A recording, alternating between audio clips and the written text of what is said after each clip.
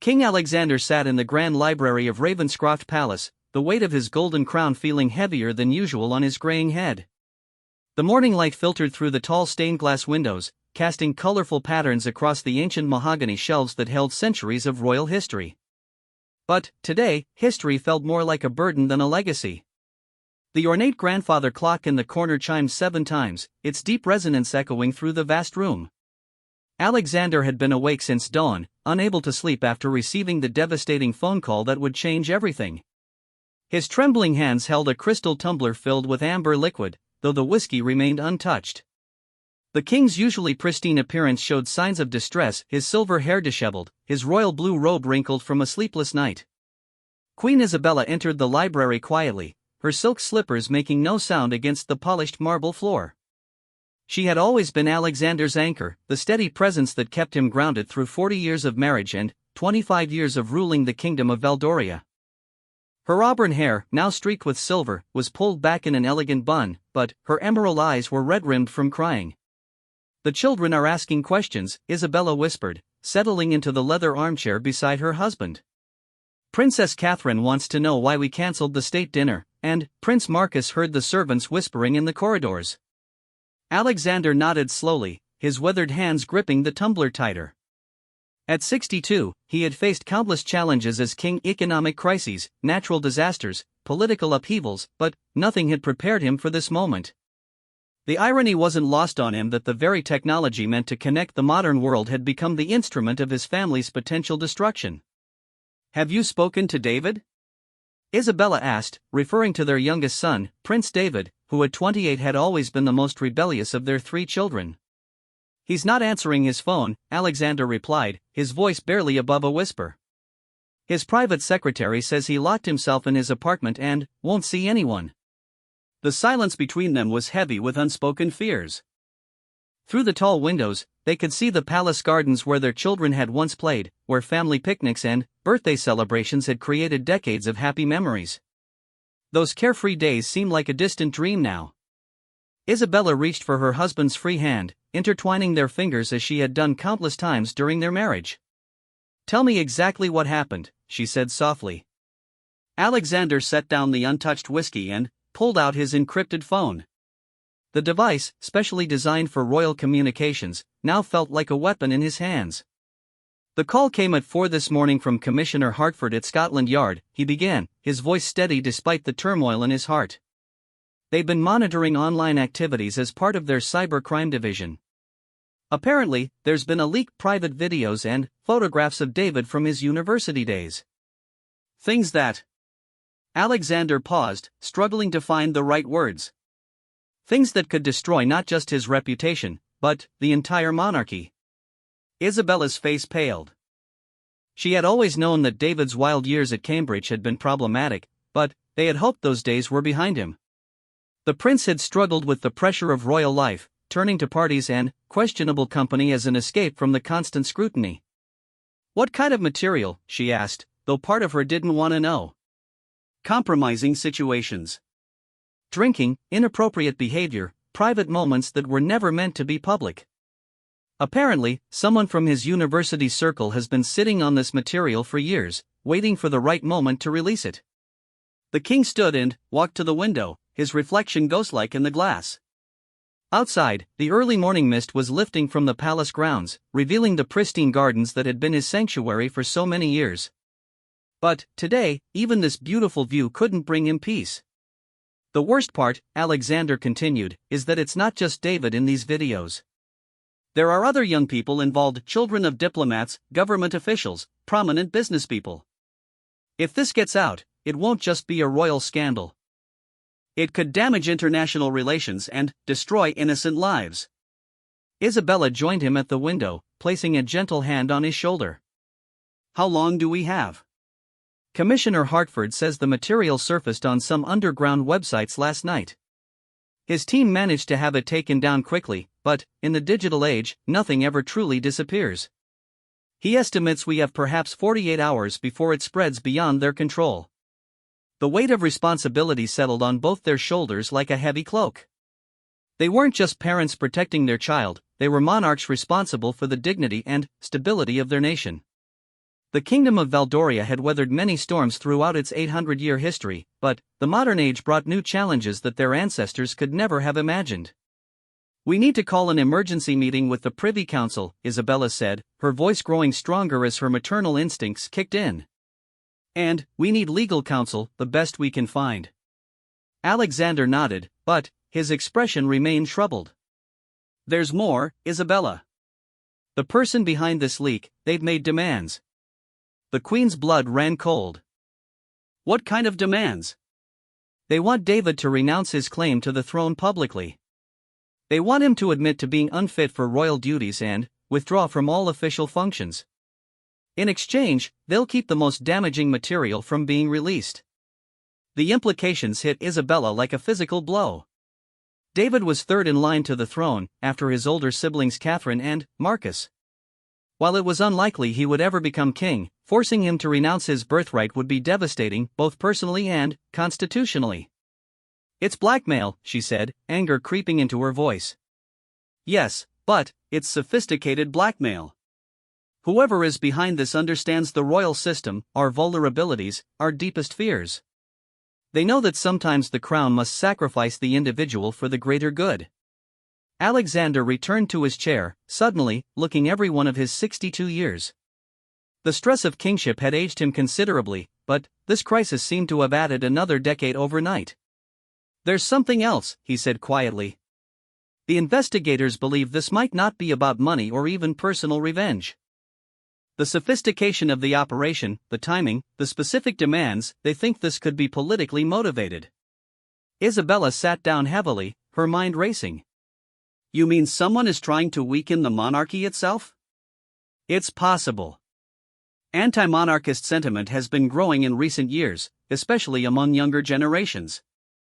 If they can't abolish the crown directly, perhaps they're trying to destroy it from within by targeting our most vulnerable member." The king's phone buzzed with an encrypted message. He read it quickly, his face growing even more ashen. "What is it?" Isabella asked. "Catherine and Marcus are flying back from their diplomatic missions. The press office is already getting calls from journalists asking about rumors of a royal scandal. Somehow, word is getting out." The royal couple sat in silence for several minutes, each lost in their own thoughts.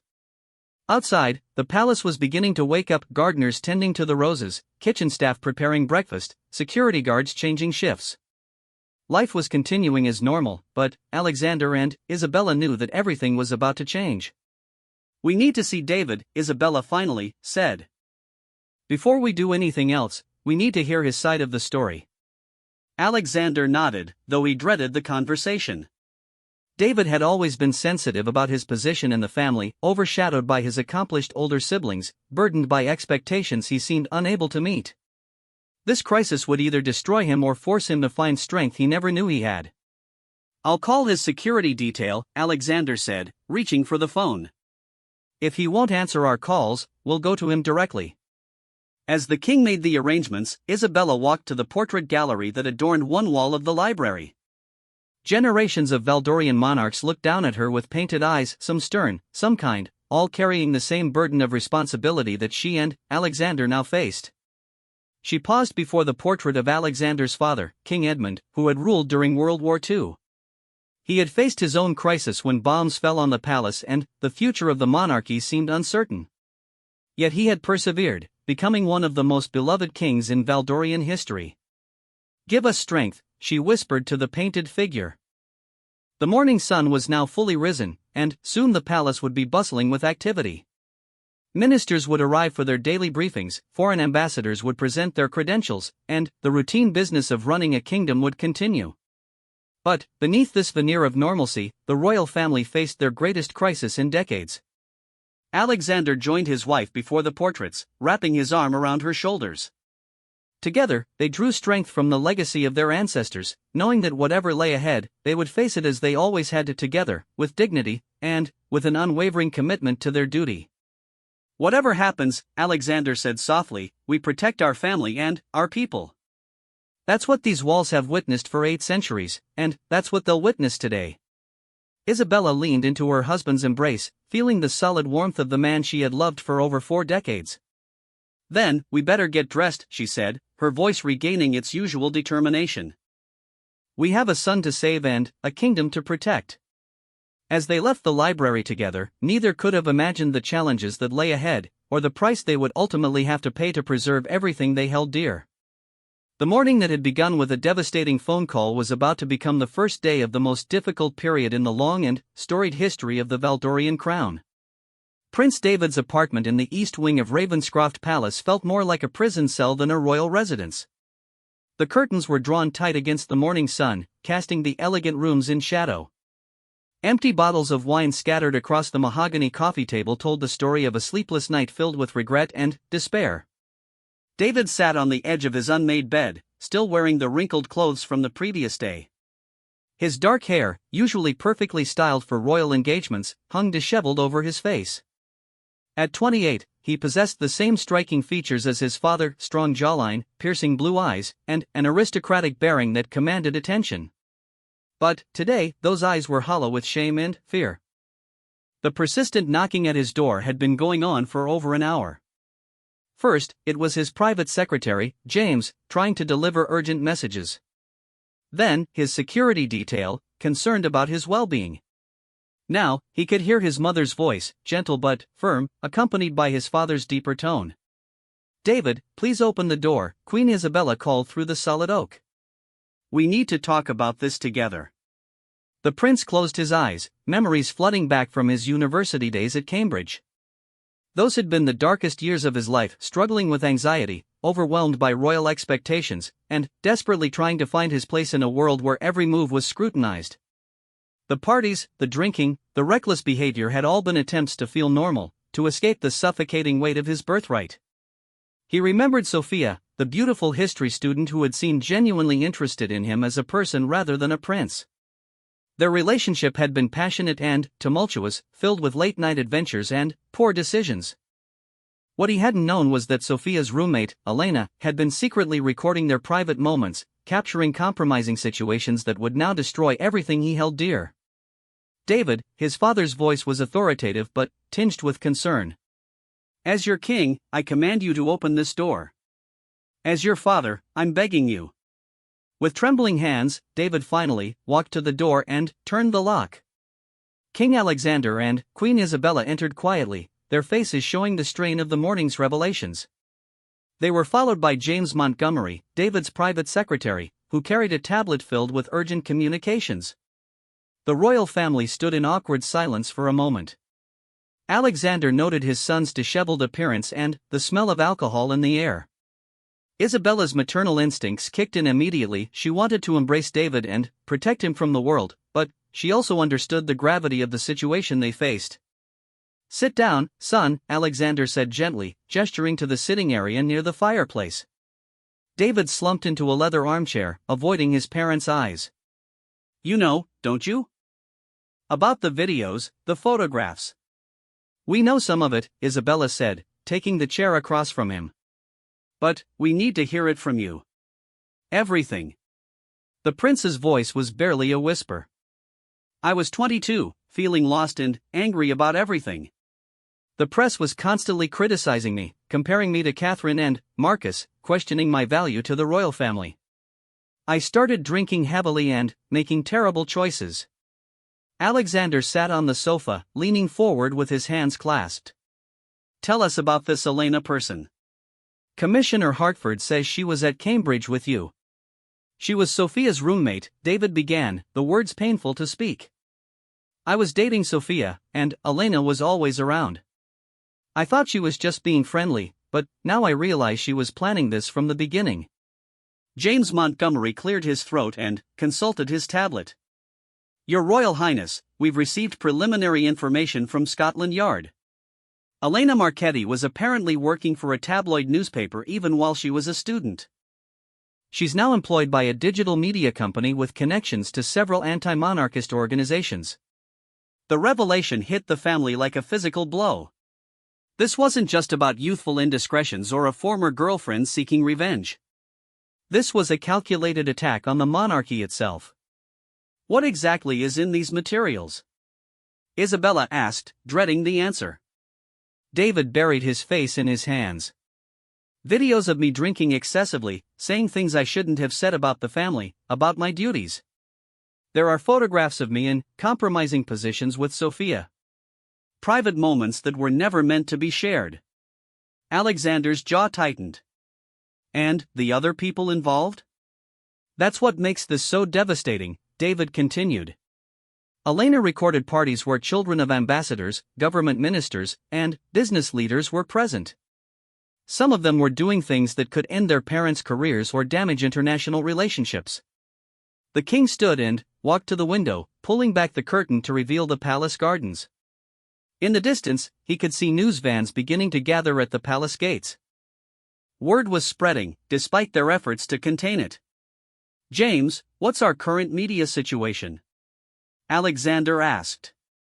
3 major newspapers have contacted the press office about rumors of impropriety involving a royal family member, James reported. Social media is starting to buzz with speculation. We estimate we have perhaps 12 hours before this becomes a major story, with or without the actual evidence. Isabella moved to sit beside her son, placing a comforting hand on his shoulder. "David, I need you to look at me." Reluctantly, the prince raised his head to meet his mother's eyes. "Whatever you did 6 years ago, whatever mistakes you made, you were young and struggling. We failed you by not providing better support during that difficult time. But right now, we need to focus on protecting our family and our people." Alexander turned from the window. "The blackmailers are demanding that you renounce your claim to the throne and withdraw from royal duties. They believe this will satisfy their agenda while keeping the most damaging material from being released." David's face went white. "You want me to give up my birthright?" "We want you to understand your options," the king replied carefully. "This isn't just about you anymore. If this material becomes public, it could damage relationships with friendly nations whose citizens are implicated. It could fuel anti-monarchist movements and potentially destabilize our government." The weight of responsibility that had always burdened David now felt crushing. He had spent years feeling like the expendable member of the royal family, and now his worst fears were being confirmed. "There has to be another way," Isabella said firmly. "We don't negotiate with blackmailers, and we don't sacrifice our children to protect the crown." James consulted his tablet again. "Your Majesty, there may be some legal options. The materials were obtained without consent and are being used for extortion. We could potentially pursue criminal charges and seek emergency injunctions to prevent publication." Alexander nodded. "Contact Sir William Hartwell immediately. I want our best legal minds working on this. And get me a meeting with Commissioner Hartford within the hour." "But, Father," David interrupted, "even if we can legally prevent publication, the damage is already done. People know something is happening. They'll assume the worst, and the speculation might be worse than the truth." The prince was right, and everyone in the room knew it. In the age of social media and 24-hour news cycles, perception often mattered more than reality. Queen Isabella stood and began pacing, her mind working through possibilities. "What if we control the narrative ourselves?" "What do you mean?" Alexander asked. "What if David tells his story first, on his own terms? A carefully crafted statement acknowledging past mistakes, showing growth and maturity, demonstrating that he's learned from his experiences?" David looked up with a mixture of hope and terror. "You mean confess everything publicly?" "Not everything," Isabella clarified. "But enough to take the power away from the blackmailers.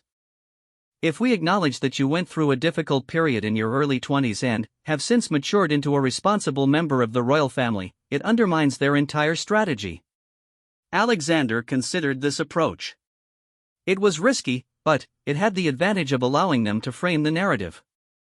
"It could work," he said slowly. "But it would require perfect execution and David's complete commitment to the process." James was already taking notes. "We could arrange an exclusive interview with a trusted journalist, perhaps Sarah Winston from the National Broadcasting Service. She's covered the royal family fairly for years." "No," David said suddenly, standing up from his chair. "If I'm going to do this, I do it completely honestly. A live television address to the nation, no edited interviews, no prepared questions. Just me, telling the truth about my struggles and my commitment to serving our people." The room fell silent. It was an incredibly brave suggestion, but also incredibly dangerous. A live address would leave no room for error, no opportunity to correct mistakes or soften harsh truths. "David," his mother said softly, "that's a tremendous risk." "Everything I've done has been a risk," he replied, and, for the first time that day, his voice carried some of its old confidence. "Maybe it's time I took a risk for the right reasons." Alexander studied his youngest son carefully. Perhaps this crisis would finally force David to find the strength and purpose that had eluded him for so many years. "If we do this," the king said, "it has to be perfect. You'll need to work with our communications team, practice extensively, and be prepared for intense public scrutiny afterward." "I understand," David nodded. "But I also think we need to address the bigger issue. This attack on our family is really an attack on the institution of monarchy itself. We need to show the people that we're strong enough to weather any storm, united enough to face any challenge." Isabella felt a surge of pride watching her son transform before her eyes. The frightened young man who had been hiding in his room was finding his voice, discovering the courage that had always been within him. "Then, we move forward together," she said firmly. "But, first, we need to gather the whole family. Catherine and Marcus need to be fully informed, and we need to present a united front." Alexander nodded and turned to James. "Arrange for Catherine and Marcus to return immediately. Cancel all public engagements for the next 48 hours. And I want a full security review. If someone has been planning this attack for years, we need to know what other vulnerabilities they might exploit." As the family began to mobilize their resources, David walked to his bedroom to shower and change clothes. For the first time in years, he felt like he had a purpose, a chance to prove himself worthy of the family name and the crown he represented. But, as the hot water washed away the remnants of his sleepless night, he couldn't shake the feeling that their trials were just beginning. The fight to save his reputation and protect his family would test every member of the royal house in ways they had never imagined. The grand conference room in the heart of Ravenscroft Palace buzzed with tense energy as the emergency council convened. Ancient portraits of previous monarchs gazed down from gilded frames, silent witnesses to what would become one of the most critical meetings in the kingdom's modern history. The long mahogany table, polished to a mirror shine, reflected the worried faces of those gathered to address the crisis that threatened to shake the very foundations of the monarchy. King Alexander sat at the head of the table, his royal bearing intact despite the exhaustion evident in his eyes. To his right sat Queen Isabella, her usually warm demeanor replaced by the steely determination of a mother protecting her family. Prince David, now clean and properly dressed in his formal uniform, occupied the chair to his father's left, his hands clasped tightly to hide their trembling.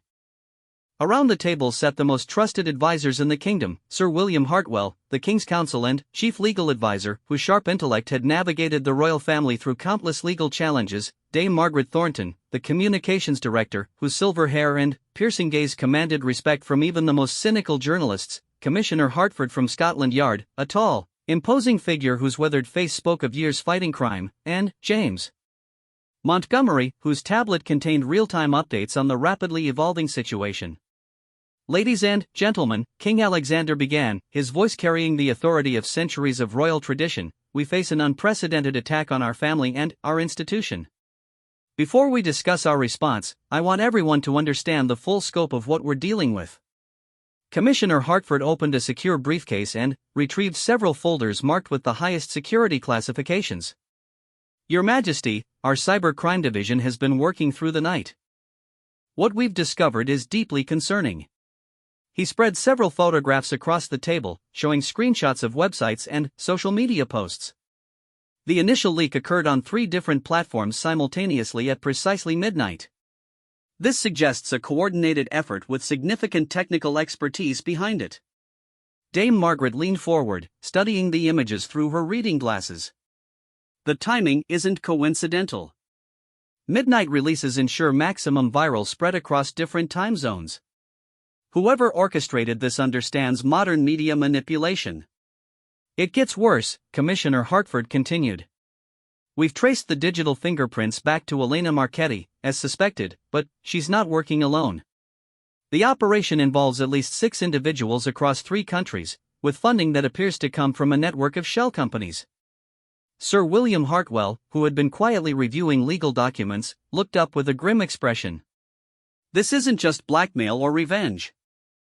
The sophistication of the operation, the international coordination, the financial backing, this is a calculated assault on the monarchy designed to inflict maximum damage regardless of any concessions we might make.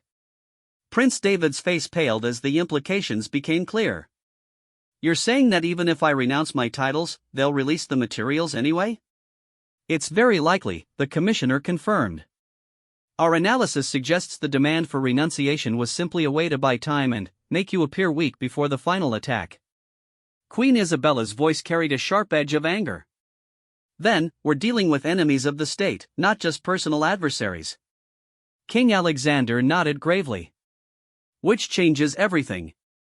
James, what's our current media situation? James consulted his tablet, his young face tense with concentration. News vans have tripled outside the palace gates in the past 2 hours. Major international news networks are sending their senior correspondents. Social media engagement around royal-related hashtags has increased by 4,000%, and most of the speculation is unfavorable. Specific examples?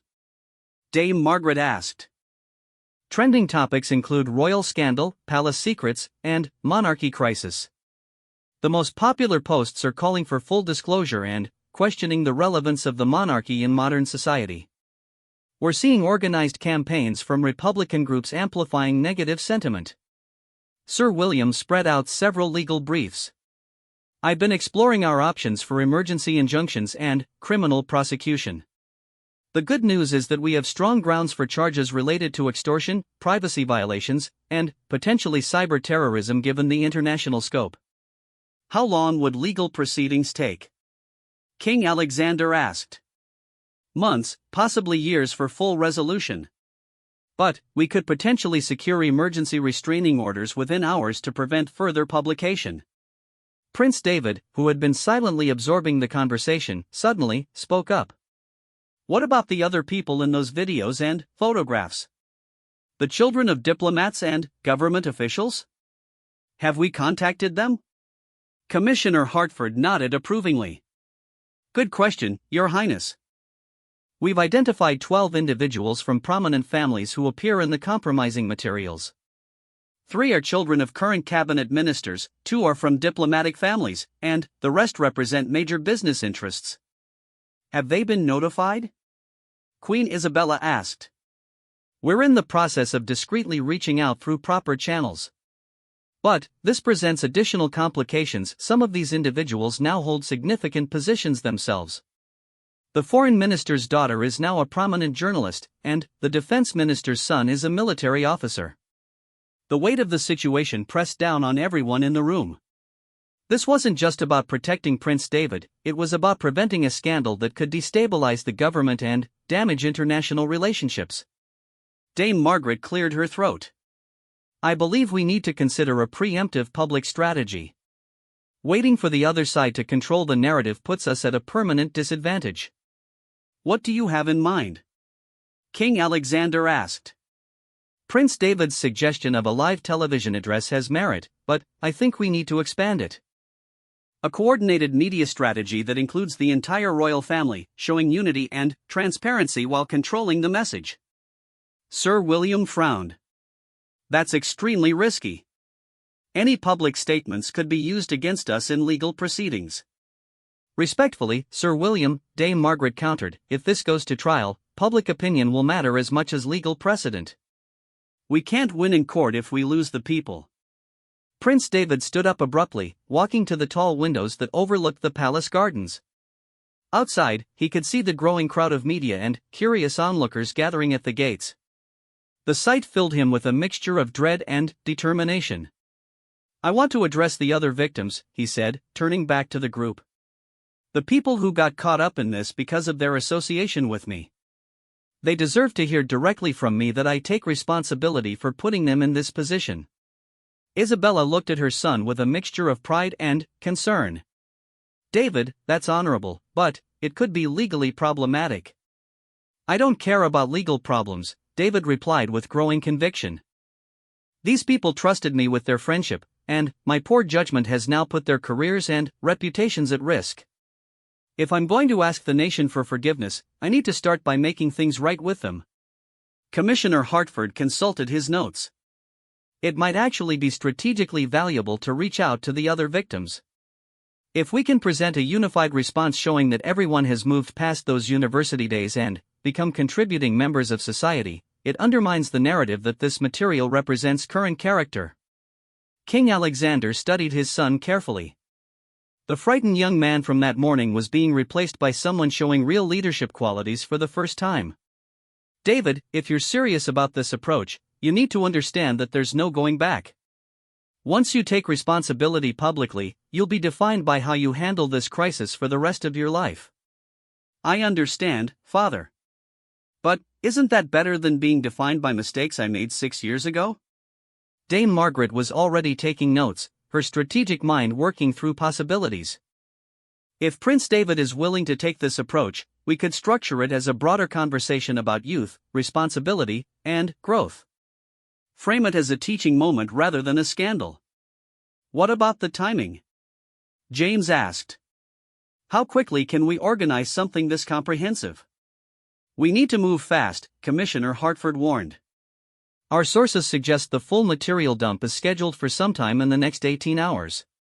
If we don't control the narrative soon, we'll be forever playing defense." Sir William gathered his legal documents. "I'll need releases and waivers from everyone involved in any public statements. And we need to coordinate with the other affected families before making any announcements." Queen Isabella stood and walked to where her son was standing by the window. "David, are you absolutely certain about this? Once we start down this path, there's enormous pressure and scrutiny ahead." David looked out at the crowd gathering beyond the palace gates. Among the journalists and curiosity seekers, he could see ordinary citizens, people who looked up to the royal family for leadership and stability. The thought of disappointing them was more frightening than any personal embarrassment he might face. "Mother, I've spent years feeling like I didn't deserve my position, like I was just taking up space in this family. Maybe this is my chance to finally earn my place, to show that even someone who makes terrible mistakes can learn and grow and serve something greater than themselves." King Alexander joined his wife and son at the window. "Then, we do this together, as a family. But we do it right with complete honesty, genuine accountability, and absolute commitment to our people." Dame Margaret was already on her phone, coordinating with media contacts. "I can arrange for primetime coverage on all major networks within 6 hours. But we'll need everyone prepared and unified in the message." Commissioner Hartford closed his briefcase. "I'll coordinate with the other affected families and brief them on our approach. If they're willing to participate, it could be very powerful." Sir William stood to leave. "I'll have the legal frameworks ready within 2 hours. But I want everyone to understand this strategy is irreversible. Once we acknowledge the materials exist, we can't put that genie back in the bottle." As the advisors filed out to begin their urgent preparations, the royal family remained by the window. The afternoon sun was beginning to set, casting long shadows across the palace grounds. In just a few hours, their lives would change forever. "Are we making the right choice?" Isabella asked quietly. Alexander put his arm around his wife's shoulders and drew David closer. "I don't know if it's the right choice, but it's the brave choice. And sometimes, that's all a family can do: face the storm together and trust that love and truth are stronger than fear and deception." As night fell over Ravenscroft Palace, the royal family prepared for the most challenging battle of their lives, united by bonds that no scandal could break and determined to prove that the crown was worthy of the people's trust. The throne room of Ravenscroft Palace had been transformed into a television studio for the most important broadcast in the kingdom's modern history. Professional lighting rigs cast a warm glow across the ancient walls, while camera crews worked quietly to position their equipment around the ornate space where kings had been crowned for 8 centuries.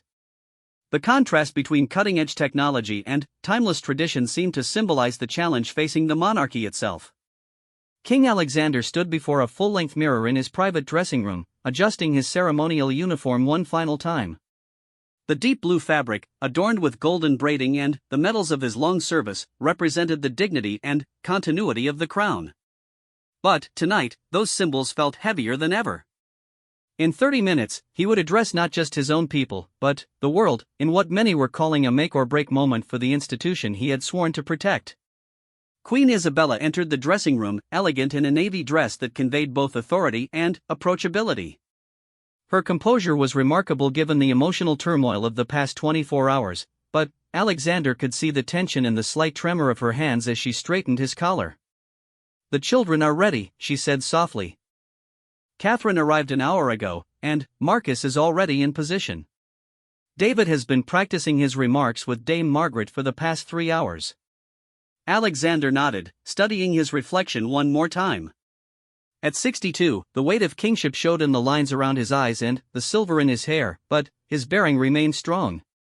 Tonight, he would need every ounce of that strength. "Any word from Commissioner Hartford about the other families?" he asked. 8 of the 12 affected individuals have agreed to participate in some capacity. The others have asked for their privacy to be respected, which we'll honor completely. But, the ones who are joining us, Alexander, their courage is extraordinary. Through the dressing room windows, they could see the massive crowd that had gathered in the palace courtyard. What had started as a collection of journalists and curious onlookers had grown into something unprecedented, thousands of citizens holding candles and signs reading, "We stand with our royal family," and "Truth and Forgiveness." The sight was both humbling and inspiring. In the throne room, Prince David stood at the podium where he would soon address the nation. At 28, he had never looked more like his father, tall, dignified, and bearing the weight of responsibility with newfound grace. The transformation over the past day had been remarkable. The frightened young man hiding in his apartment had been replaced by someone ready to face his demons and accept the consequences of his actions. Princess Catherine, 31 and the heir apparent, stood nearby in her diplomatic uniform. Her auburn hair was pulled back in a practical style that spoke to her no-nonsense approach to royal duties. As the oldest child, she had always felt protective of her younger siblings, but today that protective instinct was mixed with admiration for David's courage. Prince Marcus, 29 and second in line, wore his military dress uniform with the bearing of someone who had served with distinction in peacekeeping missions around the world. His presence added gravitas to the family gathering, representing the service and sacrifice that defined royal duty. Dame Margaret moved efficiently between the royal family members, making final adjustments to lighting and camera angles. Her decades of experience in crisis management had prepared her for many challenges, but nothing quite like this. The decision to proceed with a live, unscripted address carried enormous risks, but it also offered the possibility of genuine connection with the public. 5 minutes until we go live, she announced, her voice steady despite the magnitude of the moment. Sir William Hartwell stood in the corner, tablets and legal documents at hand in case any last-minute issues arose. The legal ramifications of the evening's broadcast would be significant, but the family had decided that moral courage trumped legal caution. James Montgomery coordinated with the technical crew while monitoring social media and news feeds from around the world. International attention was intense. Royal families, government officials, and ordinary citizens across the globe were watching to see how Valdoria's monarchy would handle this unprecedented crisis. King Alexander entered the throne room with Queen Isabella at his side. The family gathered in a circle, joining hands as they had done before every major royal event since the children were small. For a moment, they were not monarchs and heirs, but simply a family facing adversity together. "Whatever happens tonight," Alexander said quietly, "we face it with truth, dignity, and love for our people. We may be imperfect, but we are united." 30 seconds, Dame Margaret called out. The family took their positions. King Alexander and Queen Isabella sat in chairs positioned to the left of the throne, while Catherine and Marcus stood behind them. David moved to the podium at the center, the weight of the crown's history surrounding him. "And we're live in 5, 4, 3, 2. King Alexander looked directly into the camera, his voice carrying the authority of his office and the warmth of his heart. "My fellow citizens of Valdoria, and friends around the world, I speak to you tonight not just as your king, but as a father facing one of the most difficult moments our family has ever experienced." He paused, allowing the gravity of the moment to settle. 24 hours ago, we became aware of materials from my son David's university years that were being used to blackmail our family. Rather than negotiate in private or allow others to control the narrative of our lives, we have chosen to come before you with complete honesty and transparency. The king gestured toward his youngest son. David will speak for himself about his past mistakes and his growth as a person. But first, I want to address the broader attack on our family and our institution. Alexander's voice grew stronger, carrying the conviction of centuries of royal duty. What we discovered is that this was not simply about old photographs or youthful indiscretions. This was a carefully orchestrated assault on the monarchy itself, funded by those who seek to destroy the institutions that have served our nation for 800 years. He stood, his full height and bearing commanding attention. They believed that by attacking our most vulnerable member, they could bring down our entire family. They were wrong. They underestimated the strength that comes from love, truth, and the support of a people who understand that leadership requires both accountability and forgiveness. Queen Isabella rose to stand beside her husband. As David's mother, I want to acknowledge that we failed him during his difficult university years. The pressure of royal life can be overwhelming, especially for young people trying to find their place in the world. We should have provided better support, better guidance, and more understanding of his struggles. Her voice carried the emotion of a parent's love mixed with regret. But David's mistakes 6 years ago do not define who he is today. The young man standing before you has grown into someone who serves our veterans, champions mental health awareness, and has dedicated his life to helping others facing the same challenges he once faced. Prince David stepped forward to the podium, his hands steady despite the enormous pressure of the moment. My fellow citizens, I stand before you tonight to take full responsibility for actions I took 6 years ago that have now put not just my family, but innocent friends and their families at risk. His voice was clear and strong, carrying none of the uncertainty that had marked his earlier years. During my time at Cambridge, I struggled with anxiety, depression, and the pressure of living up to expectations I felt I could never meet. I made poor choices, drinking too much, engaging in reckless behavior, and saying things I deeply regret about my family and my duties. David looked directly into the camera, his blue eyes reflecting sincerity and determination.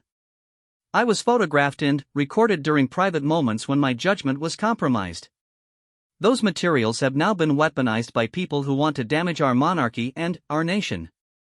He paused, gathering strength from the presence of his family behind him. But I am not the same person I was at 22. The experiences that nearly broke me ultimately made me stronger. I have learned about mental health, about service, and about the responsibility that comes with the privilege of representing you. The prince's voice grew more passionate as he continued. To the friends who were caught up in my poor decisions and now face their own difficulties because of this attack, I am deeply sorry. You trusted me with your friendship, and my actions put you at risk. But I also want the world to see how each of you has grown and contributed to our society despite those difficult days. One by one, 3 young people stepped forward from the side of the room. Sarah Chen, now a respected doctor, Michael Thompson, a teacher who had dedicated his life to helping at-risk youth, and Emma Rodriguez, a social worker specializing in addiction counseling. Each had been present in some of the compromising materials, and each had chosen to stand with David rather than hide in shame. Dr. Chen spoke first, her voice calm and professional. 6 years ago, we were all struggling university students making questionable choices. Today, we are contributing members of society who have learned from our mistakes. Prince David's friendship during those difficult times actually helped me understand the importance of mental health and led me to specialize in that field as a doctor. Michael Thompson nodded in agreement. The media wants to focus on our worst moments from 6 years ago. But the real story is how all of us used those experiences to become better people. David has been a true friend and supporter as we've all worked to make positive contributions to our communities. Emma Rodriguez stepped forward, her confidence evident. I want people to understand that addiction and mental health struggles don't disqualify someone from service or leadership. They can actually make someone more compassionate and effective. David's journey mirrors that of many young people who face challenges and overcome them. Prince David returned to the podium, visibly moved by his friends' support. These are the people who know me best from those difficult years, and they're willing to stand with me today. Their courage gives me strength, and their friendship reminds me that redemption is possible for anyone willing to do the hard work of growth and change. King Alexander stepped forward again, his voice carrying the full weight of royal authority. To those who orchestrated this attack on our family and our friends, I want to be absolutely clear: you have not weakened us. You have shown the world our strength. You have not isolated us from our people. You have demonstrated the bonds of love and loyalty that unite our nation. The king's eyes flashed with determination. We will pursue every legal avenue to bring you to justice. We will work with international partners to dismantle your networks of hatred and division. And we will continue to serve our people with the same dedication we have shown for generations. Queen Isabella addressed the camera with maternal warmth. To parents watching tonight who have children struggling with similar challenges, please know that there is hope. Love, support, and professional help can guide young people through their darkest moments. David's story could have ended very differently, but, with proper care and his own determination, he found his way to purpose and service. Princess Catherine spoke for the first time, her voice carrying the authority of the future queen. As the heir to the throne, I want to assure our people that this family will continue to evolve, to learn, and to serve. The monarchy survives not because we are perfect, but because we are accountable, because we grow from our mistakes, and because we never lose sight of our duty to you. Prince Marcus stepped forward in his military uniform. In the armed forces, we learn that true strength comes not from avoiding battle, but from standing together when the fight comes to you. Tonight, our family stands together, stronger than ever. Dame Margaret signaled that they were approaching the end of the broadcast. King Alexander returned to the podium for closing remarks. My fellow citizens, we chose to come before you tonight not because we had to, but because we believe in transparency, accountability, and the strength of truth. We could have fought this battle in courtrooms and behind closed doors. Instead, we trusted you with our story, our struggles, and our commitment to continued service. The king's voice grew emotional as he concluded. David will continue his royal duties with renewed purpose. Our family will continue to serve you with dedication and humility. And, together, we will show the world that attempts to tear down our institutions through hatred and division will always fail when met with love, truth, and unity. As the camera stopped rolling, the royal family remained standing together, hands joined, facing whatever consequences would come from their decision to choose courage over caution. The response was immediate and overwhelming. Social media exploded with messages of support from around the world. A hashtag royal courage began trending globally within minutes. Citizens gathered in public squares across Valdoria, singing the national anthem and expressing their pride in a royal family willing to face adversity with such honesty and dignity. In the days that followed, the legal battle against the blackmailers intensified, but public opinion had shifted decisively in favor of the royal family. Prince David's approval ratings actually increased as people admired his honesty and growth. The other young people who had stood with him became symbols of redemption and second chances. 6 months later, Prince David would announce his engagement to a therapist who specialized in helping young people with mental health challenges. Their shared commitment to service and healing represented the transformation that could come from even the darkest moments. King Alexander would often reflect on that night as the moment his youngest son truly became a man, and the moment their family discovered that love and truth were indeed stronger than fear and deception. The crown had survived its greatest test not through power or privilege, but through the simple courage to be human, fallible, and real. The kingdom of Valdoria emerged from the crisis stronger and more united than ever, proving that even ancient institutions could adapt and thrive when guided by principles of honesty, accountability, and genuine care for the people they served.